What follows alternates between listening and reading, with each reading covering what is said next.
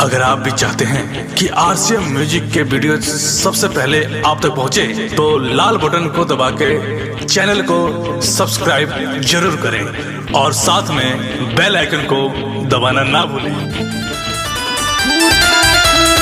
DJ Ajit, DJ Ajit, DJ Ajit, DJ Ajit, DJ Ajit, DJ Ajit. आप सुन रहे हैं जीतराज प्रेमी की भोजपुरी गाना।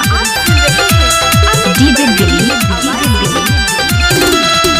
खाला दोबारा खइला के बदरे डीजे कहलेला रात भर खुद खातरे। DJ Ajit, DJ Ajit, DJ Ajit.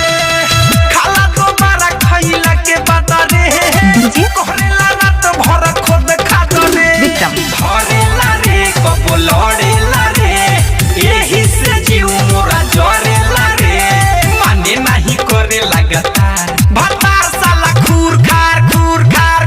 DJ DJ साला खूर खार खा। भतार साला खूर खार खार। भतार साला खूर खार खा। बारातियों भाई से निवेदन है, कृपया डीजे से हटके डांस करें। डीजे वाला भाई से निवेदन है, कृपया कोई भी लड़की पर आंख न मारे, नहीं तो लड़ाई हो सकती है। DJ Ajit, DJ Ajit, DJ Ajit, DJ Ajit. धरे उखी पुखी देहिया में लोहे रे, दर्द उठतावे खोदले बचहे रे। DJ Ajit, DJ Ajit, DJ Delhi. धरे उखी पुखी देहिया में लोहे रे, दर्द उठतावे खोदले बचहे रे। माने लाना रोज खाने लाना, माने लाना रोज खाने लाना। भइए के भरया कवा भतार साला खूर खार डीजे अजीत, भतार साला खूर खार खा। भतार साला खूर खार खा। भतार साला खूर खार खा। आपका नाम क्या है? विक्रम बाबू, विक्रम बाबू। सारे मंडोली वासियों से निवेदन है, मेरा कृपया दारू पी के होली में लड़ाई झगड़ा न करें, होली का आनंद उठाएं शांति से। लागे टनले बाटे हिया में बाइयो करा, बारे बजे चाहे तीन रोज चाहियो करा।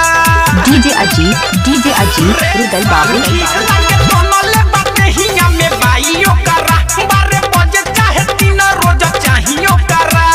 तेरा दीवा करके संगत में रे, लक्ष्मण दीवा करके संगत में रे। बिगड़ल मितावा हमार भतार साला खूर खार खा। जीत बाबू, भतार साला खूर खार खा। जीत बाबू। भतार साला खूर खार खा। भतार साला खूर खार खा। आपका नाम क्या है? जीत बाबू, जीत बाबू, बाबू। कहलेला रात भर खुद खातरे। जीत बाबू, जीत बाबू, जीत बाबू।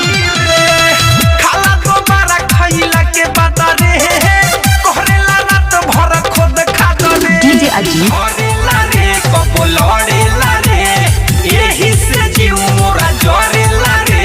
माने नहीं करे लगातार भतार साला खूर खार खा। जीत बाबू, भतार साला खूर खार खा। जीत बाबू, भतार साला खूर खार खा। जीत बाबू। भतार साला